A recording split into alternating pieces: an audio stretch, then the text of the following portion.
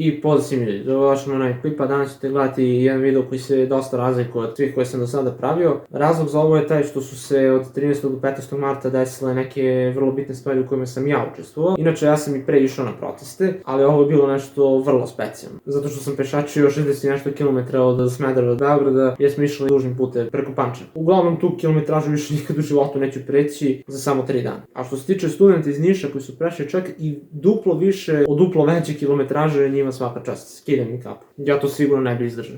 Naše glavne stanice, ako mogu tako da se izrazim, su bile Kovin, Bavanište i Pančevo, gde su nam ljudi priredili sjajan doček i hvalim puno. Bilo je hrane i piće za sve, ali isto tako i moralne podrške koja nas je pratila, pa manje više kroz capu. Na početku mi je delovalo lako, ali kad smo bili par kilometara od Bavaništa, počeo je bol u nogama, tačno u onom delu iznad pete. Između Bavaništa i Pančeva sam skratio jedno 11 km pomoću traktora koji je vukao prikolicu, jer sam osjetio da ne mogu više i da mi je potreban odmor. Ali sam uračunao u ovu šetnju takođe i hodanje unutar Beograda, tako da to ipak jeste nekih 60 km. Što se tiče dočeka u Beogradu, to je bilo nezaboravno iskustvo gde nas je dočekala beskrajna grupa ljudi sa obe strane ulice. Dobro što sam to i snimio, mada svakako ovo nikad neću zaboraviti. I hvala vam puno svima koji ste nam priredili kraljevski doček. Eto, dočekivao sam studente, a onda sam i ja postao student koga je neko dočekao. Koga sam išao i na proteste u Kragujevcu i Nišu i verovali ili ne, neko mi je napisao komentar kako treba da izađem na proteste, a ne samo da sedim, a tog istog dana sam baš otišao u Kragujevac, gde je takođe bilo mnogo ljudi. Tako da nemojte prerano da donosite zaključke ako nemate nikakvu osnovu, jer ovim protestima i jeste cilj da poboljšamo naše društvo. Nažalost, ne može sve da ide kao podmazano, jer postoje ljudi kojima su Informer i Pink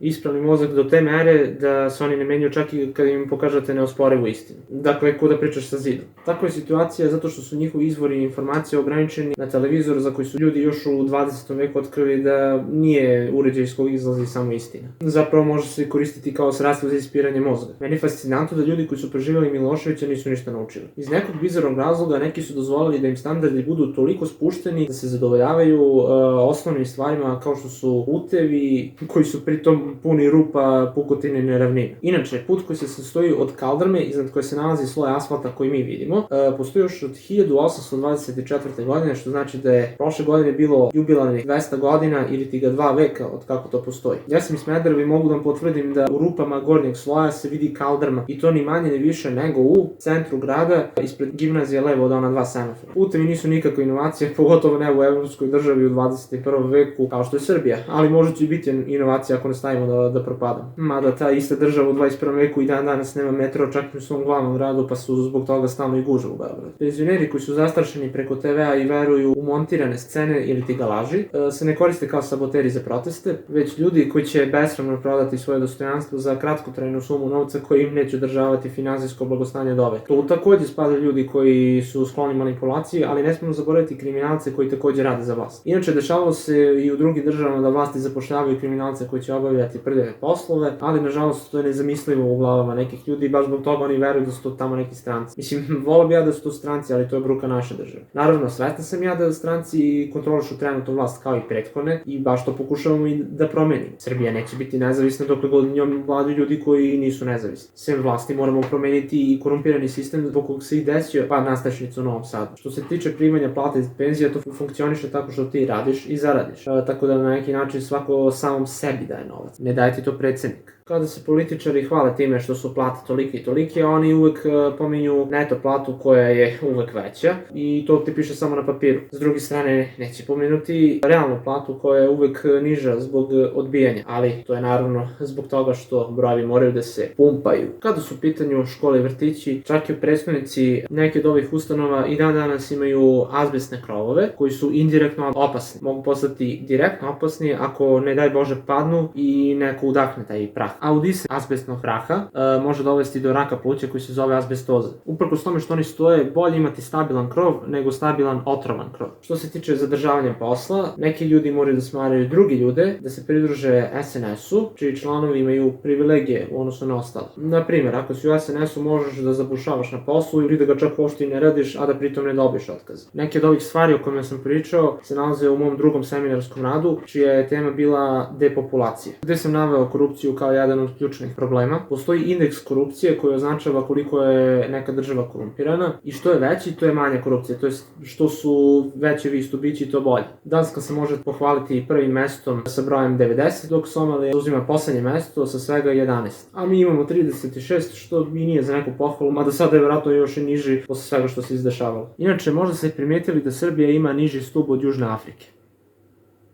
U tom seminarskom radu sam takođe shvatio da je veći pad broja stanovnika bio prošle decenije nego tokom 90-ih za vreme rata. Još od raspada Jugoslavije stopa mortaliteta je veća od stope nataliteta, te prirodni priraštaj je konstantno negativan. Tako će i da bude dok ljudi ne budu bili sigurni da će moći da izdržavaju svoju buduću decu. Nažalost, postoje ekonomski problemi koji postavljaju ograničenja čak i u tom aspektu života. Naravno da treba postojati populacijna politika, ali ne i kupovanje dece, već sniženje abnormalnih cena koje su dogovorene pomoću oligopola. To je još jedno iskorišćavanje položaja, gde se u ovom slučaju vlasnici velikih marketa lepo dogovore da dignu cenu u nebesa, jer može im se. A zašto je to dozvoljeno? Zato što je ceo sistem takav. Baš zbog toga je poremećen ekvilibrijum kod većine proizvoda, pa čak i kod hleba koji negde košta 60 dinara, a negde čak i 90 dinara. Znači razlika između dva hleba u dve različite prodavnice može biti 30 dinara, a to je nekad i bila cena hleba. Posle svega što sam rekao, možete vidjeti da se realnost dosta razlikuje od TV. Ulaganje u infrastrukturu je bitno, ali isto tako je bitno ulaganje u ljude. Mada ne znam baš kako možeš da ulažeš u ljude ako ih napadneš zvučnim tokom, zbog kog su neki završili na urgentnom. Naravno, vlasti poručuju da je to iskorišćeno, ali to je nešto što obična osoba ne može da nabavi. I čuo se neki zvuk zbog kog su ljudima krvarile bubne op. Preko svega toga, to se desilo tokom 15-minutne tišine gde su ljudi bukvalno samo stajali. Tako da trenutna vlast ne samo da nema poštovanja prema živima, već ni prema mrtvima. Predsednik, ako mogu tako da ga nazovem, je policiju pretvorio u privatnu vojsku koja štiti njega, a ne građane. Imate na internetu vide gde policija bukvalno stoji i ignoriše nepravdu koja im je pred očima. Jeste pripadnik policije? Jeste vi pripadnik policije? Ko je ovaj gospodin?